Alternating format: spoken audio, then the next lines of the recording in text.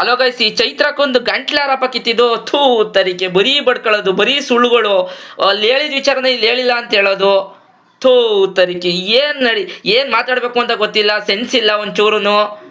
ಅವ್ರ ಗೇಮಲ್ಲಿ ಏನಾರ ಉಪಯೋಗ ಆಗ್ಬಿಟ್ರೆ ಅವ್ರ ವಿರುದ್ಧನೇ ಮಾತಾಡೋದು ರಾಶಿಕಂಗೆ. ಅಕಸ್ಮಾತ್ ಅವ್ರು ಏನಪ್ಪ ನೆಗೆಟಿವ್ ಮಾತಾಡ್ಬಿಟ್ಟು ಮತ್ತೆ ರಾಶಿಕಂಗ್ ವಿರುದ್ಧನೇ ಮಾತಾಡೋದು. ಥೂ.